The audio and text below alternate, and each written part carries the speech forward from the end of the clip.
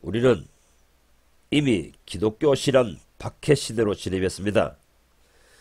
정부가 예배를 금지하겠다고 하니까 영적 의식이 마비된 기독교 지도자들은 백성을 올바른 방향으로 지도하지 못하고 지금 우왕좌왕하고 있습니다. 그들은 이 문제에 대해서 대수롭지 않게 여기는 사람들이 있습니다. 이 예배 금지 조항을 대수롭게 않게 여기는 사람들은 자유주의 신학을 배운 목사들입니다. 그들은 오히려 정부의 편에 들고 정부의 주장이 옳다고 합니다. 말하자면 좌파 목사들입니다. 그들의 정신은 성경을 읽고 성경을 해석하고 성경을 믿는다는 것이 고작 성경을 인문학 도서 정도로 취급하는 사람들입니다. 이들은 살았다 하는 이름을 가졌으나 죽은 신앙인들입니다. 예수를 믿는다고 하지만은 그 사람들은 예수를 믿는 사람들이 아닙니다. 영적 세계에 대한 감각이 죽어버린 영혼들인 것입니다. 두 번째로 지금 대정부 투쟁을 일으키려고 하는 사람들이 있습니다. 모든 기독교인들이 똘똘 뭉쳐 예배를 금지하는 정부를 향해 투쟁하자고 백성을 부추기고 있습니다.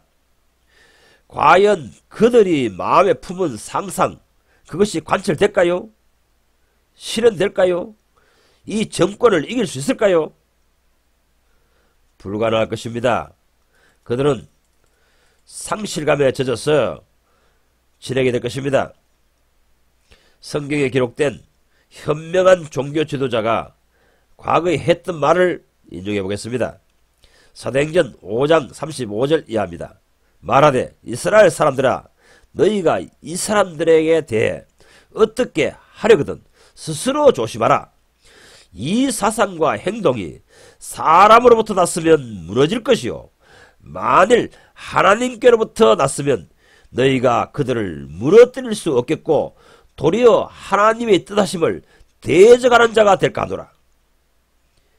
이번에 예배 금지령이 공포되었는데 이것이 사람에게서 났으면 다행이지만 하나님께서 허락하신 일이라면 우리는 이것을 대항한다면 하나님을 대적하는 것이 되는 것입니다.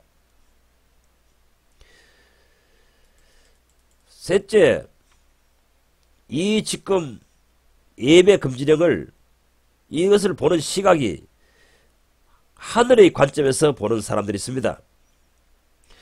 하늘이 허락지 않으면 참새 한 마리의 목숨도 머리털 하나도 떨어지지 아니하리라는 그러한 믿음이 있는 사람들입니다. 이번 코로나 방역 사태로 인해 예배를 금지시키는 것, 그것이 하늘로부터 허락된 것이라면 어찌하렵니까? 이 예배 금지령, 이것이 대수롭게 여기는 신앙인들도 잘못된 것입니다. 그들은 고장난 시계와 같아서 그의 영적 상태는 마비되어 있는 것입니다. 마치 신랑을 기다리는 열처에서 기름을 준비하지 못한 5처녀와 같습니다. 그들은 기름, 즉 영성을 준비하지 못했습니다. 그러하기에 세상 사람처럼 그런 시각으로 사물과 현상을 판단합니다. 그들의 정신세계는 이 세상 사람과 같은 세계관, 가치관, 행복관, 종교관 등을 가지고 있습니다. 그들은 말로는 크리스찬이지만 사실은 크리스찬이 아닙니다. 영적 세계, 믿음의 세계에서는 죽었다는 것입니다. 살았다는 이름만 가졌을 뿐이지 예수를 믿기 전에 있던 그 죽은 상태에서 살아나야 하는데 살아난 것이 아니고 살았다 하는 이름, 껍데기만 크리스찬일 뿐이지 실상은 죽은 자들입니다. 이번 예배 금지령을 통해서 알곡과 쭉정이가 분명하게 갈라질 것입니다. 누가 알곡인가, 누가 쭉정인가를 분명히 밝혀질 것입니다. 이 문제에 대해서 반응하는 태도를 보면 압니다. 하나님께서 모든 거짓 신앙인을 밝혀 드러내 버리실 것입니다. 하나님의 백성들이여, 이걸 대수롭지 않게 여기고 오히려 정부의 주장대로 행동하자고 권하는 종교 지도자들, 그들에게서 떠나십시오. 그들은 눈이 있으나 보지 못하는 영적 소경들입니다. 여호와께서 눈을 감겨버린 소경 지도자들입니다. 그런 사람들을 영적 지도자로 모시고 살다간 둘 다 구덩이에 빠져서 멸망하게 될 것입니다.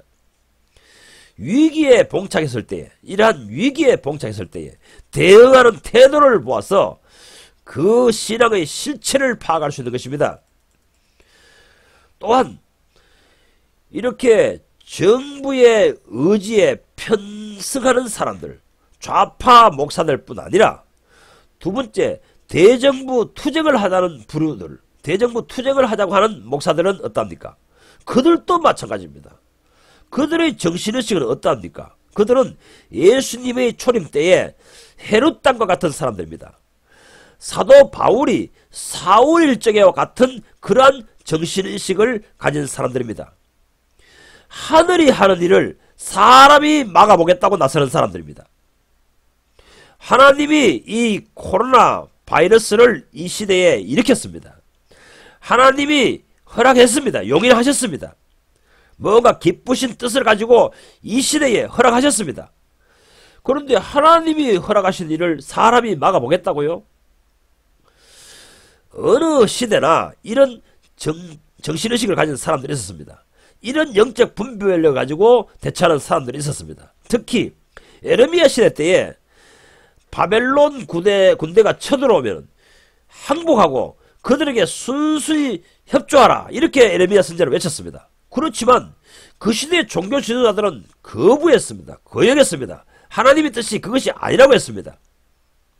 그래서 그 시대의 종교 지도자들은 백성들을 부추겨서 바벨론을 대항했습니다.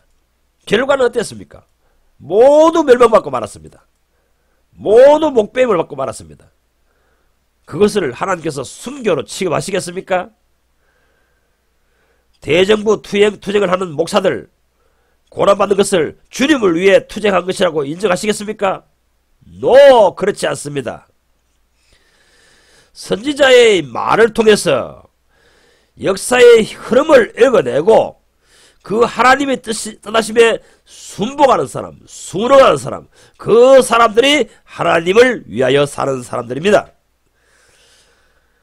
바빌론 군대를 향해서 대항하고 투쟁했던 사람들은 순교한 것이 아닙니다.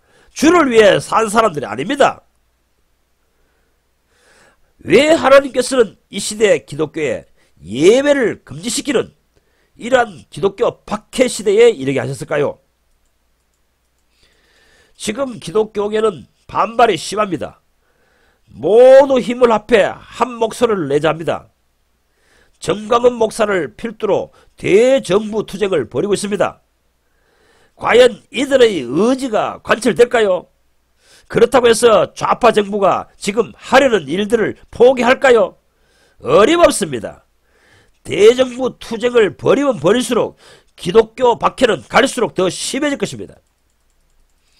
이 틈을 노려 반사 이익을 보는 종교단체가 있습니다. 캐톨릭입니다. 그들은 정부의 의지에 동참하여 그들에게 잘 협조할 것입니다. 요한계시록 17장 2절에 이미 예언되어 있지 않습니까? 땅의 임금들도 음료와 더불어 음행하였고 합니다. 땅의 임금들은 누굽니까? 각 시대의 정권자들입니다. 음료는 누굽니까? 캐톨릭입니다. 혼합된 신앙입니다.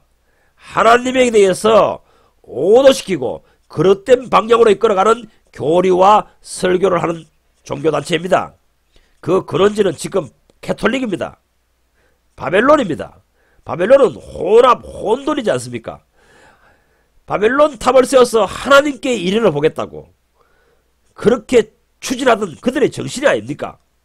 지금 캐톨릭의 신앙은, 캐톨릭의 교리는 하나님께로 향하는 마음, 하나님께 이르는 길을 오도하고 있습니다. 곡해해서 가고 있습니다. 이러한 사람들의 신앙 방식을 온 세계에 창궐하게 퍼뜨릴 것입니다. 그런데 지금 자기들이 해야 될 일을, 명분을, 방편을, 수단을 지금 정부가 만들어주고 있습니다. 그래서 정부의 하는 일에 이 음력 캐톨릭의 지도자들은 동조하고 편성하겠다는 것입니다. 서로 돕자는 것입니다. 며칠 전 캐톨릭 지도자들은 문재인 대통령을 만난 자리에서 이번에 정부의 방침에 적극 동참하겠다고 했습니다. 개신교는 정부와 이 시대 일반 사회인들에게 왕따를 당하고 그들은 오히려 민심을 얻게 되었습니다. 그들은 과거 때부터 이 포교 전략이 항상 그랬습니다. 세상 모든 사람들에게 호평받는, 칭찬받는 행실을 보여줌으로써 자연스럽게 하나님을 섬기려고 하는 사람들을 자기 교회로 유입하게 하도록 한다는 전략입니다. 잠자는 기독교인들이여 깨어나야 됩니다. 이 시대에 하나님의 일하심을 만져야 합니다. 역사의 흐름을 결정하시는 일은 하늘의 주권자이신 하나님입니다. 그 하나님이 이 시대에 일하시고 계시는 것을 만져야 합니다. 왜 이 시대는 자꾸만 서서히 온 사회가 기독교적인 정서로, 반기독교 정서로 고조되고 있습니까? 왜 이러합니까? 요한계시록에 기록된 바처럼 이사야서, 에레미야서, 에스겔서, 스가랴서에 기록된 것처럼 하나님께서는 이 시대에 하셔야 할 일들 하고 계실 것입니다. 여러분, 산 넘어 또 산입니다. 이 코로나 사태가 지나가면 기독교 신앙에 문제가 없을 것 같지요? 아닙니다. 더욱더 강력한 박해 시대로 직면하게 될 것입니다. 이번에 비대면 예배에 대한 칙령만 어찌하든지 넘어가면 기독교 신앙이 유지될 것처럼 생각하고 있죠? 착각입니다. 더 큰 반박과 박해와 반대에 부딪히게 될 것입니다. 모두가 아시잖아요. 차별금지법이 이 코로나 사태가 진정되면 곧 통과하게 될 것입니다. 코로나 사태가 지나가면 이제 차별금지법이란 이러한 대항마가 나타날 것입니다. 지금 세상은 대정부 투쟁을 하고 있는 기독교인들을 세상이 비난하고 있습니다. 세상 모든 사람들이 지금 정부가 추진하고 있는 방침에 반대하고 반하고 투쟁을 벌이는 이 기독교인들 향해서 세상은 비난을 하고 있습니다. 비난이 쇄도하고 있습니다. 이런 분위기로 몰아가다가 차별금지법이 통과시키려 한다면 사회의 모든 사람들, 대부분의 사람들이 차별금지법을 통과하는 것이 옳다고 환영하지 않겠습니까? 여러분, 뭔가 감지되고 있지 않습니까? 단순히 이번에 코로나 사태로 인해 예배 금지만 시키는 의도가 아닙니다.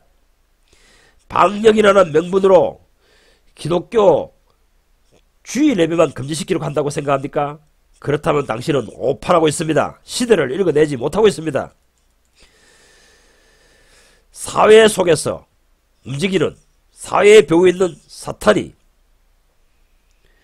기독교 신앙을 무너뜨리는 명분을 쌓으려고 있습니다. 이제 이 시대의 대중은 참 기독교의 목소리에 귀 기울이지 않습니다. 온 사회는 반기독교 정서로 조성되고 말 것입니다. 이렇게 되면 차츰 제도권 교회는 캐톨릭과 같은 신앙을 가진 사람들만이 살아남을 것입니다.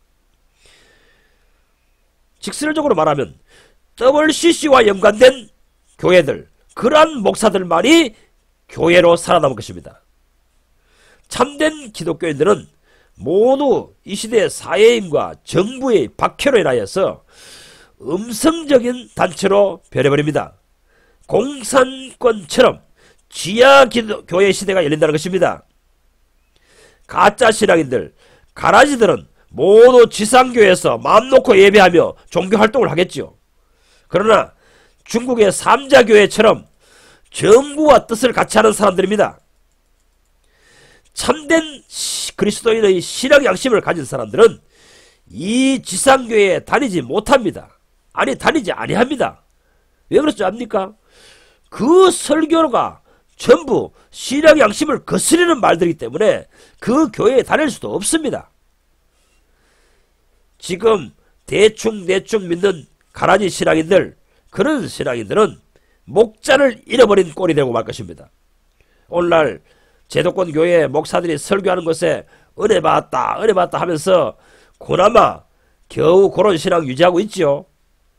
이러한 박해 시대가 이러면은 지상교회 모든 강단이 정부의 정신에 반하는 설교를 할 수 없기 때문에, 정부와 의기투합하였기 때문에 정부의 비위를 맞추는 설교를 할 수밖에 없습니다. 지금 중국의 삼자교회, 북한의 지상교회들이 그러합니다. 우리도 그러한 시대가 도래하는 것입니다. 여러분, 당신이 참된 신앙인이라면, 참된 구원 얻을 신앙, 주님께서 거두어 주실 신앙인이 되기 위해서는 지금 준비해야 됩니다. 당신이 정말 깨어있는 그리스도인이 되기를 원한다면 지금부터 준비해야 됩니다. 하나님께서 구원하시려고 하는 그러한 믿음의 소유자가 되려면 지금부터 자기 믿음을 재무장해야 된다는 것입니다. 저는 지상교회의 가라지들과 동료가 되어 신앙을 타협한 그리스도인들을 주님께서 당신의 나라에 데려가지 않습니다.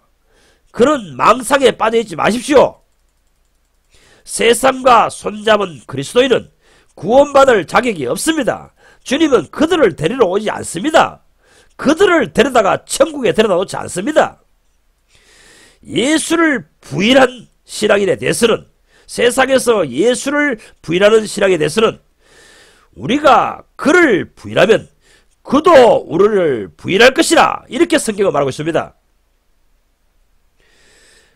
디모데 후서 2장 12절에서 바울이 외치는 복음입니다.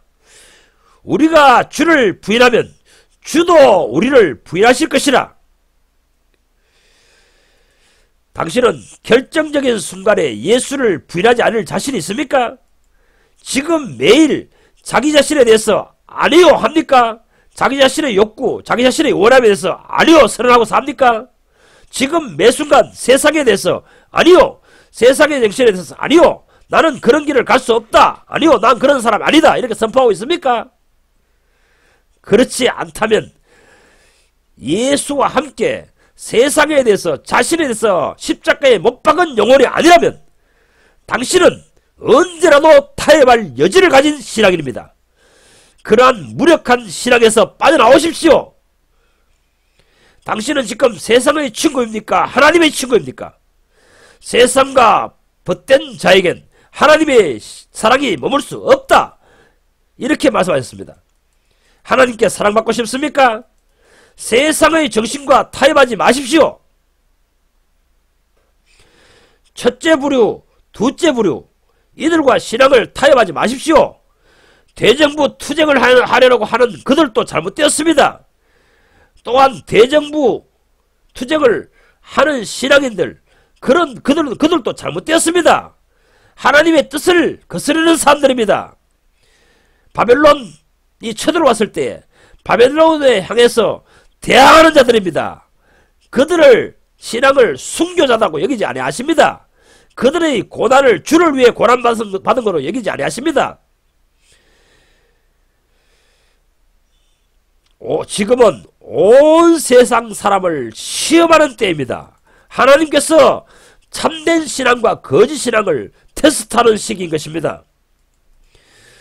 우리 주 예수께서 시험을 만날 때 어떻게 대처했는지 성경을 살펴보십시오. 주님께서는 오직 그에게만 경배할지니라 하셨습니다. 오직 한 분이신 하나님만 경외하겠노라, 하나님만 섬기겠노라 작심한 그 사람에게 사탄은 떠나갑니다. 사탄의 제안에 굴복한 사람들이, 사탄의 제안에 굴복한 사람들, 거기에 동조한 사람들은 세상의 정신과 친구가 된 사람들입니다.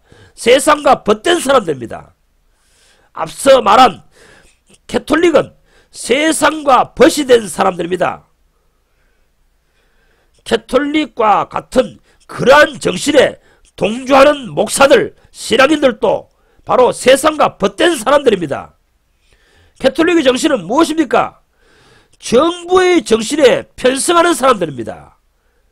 세상 정권의 정신에 편승하는 사람들입니다. 또한 세상의 정신과 친구가 된 사람들은 어떤 사람들입니까? 바로 영적 세계가 어두워졌어. 영적 세계가 감겨졌어. 이 바벨론 군대가 쳐들어왔을 때에 바벨론 군대와 대항하던 자들이었습니다. 하나님이 이 가라지들의 집합체인 지상교회, 이 타락한 교회들을 멸망시키기 위해서 이 코로나 사태를 주신 것이고, 또한 이 차별금지법, 동성화 합법화, 이러한 것들을 지금 현재 일으키고 계신 것입니다. 왜 하나님의 일하심을 만지지 못합니까? 세상의 정신에 물들어 있습니까? 당신도 세상과 벗이 되렵니까? 어리석은 자여, 세상과 벗된 것이 하나님과 원수가 되는 줄 알지 못하십니까? 이제 분명해집니다. 무엇이 하나님의 뜻대로 사는 사람들인가?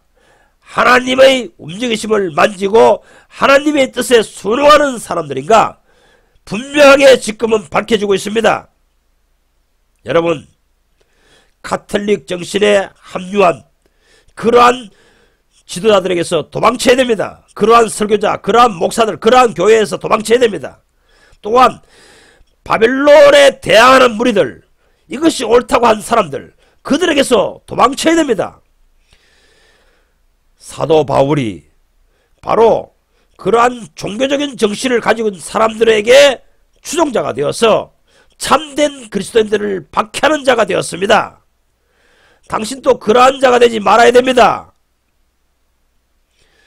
고린도 후서 6장에서 사도 바울은 외치고 있습니다. 그러므로 너희는 그들 중에서 따로 나와서 부정한 것을 만지지 말라. 더러운 것을 만지지 말라. 하나님께서 보실 때 죄된 것을 접촉하지 말라. 그러면 내가 너희를 영접할 것이고 너희의 아버지가 되고 너희 하나님이 되어주겠다 하십니다. 여러분, 두 주인을 섬길 수 없다 하셨습니다.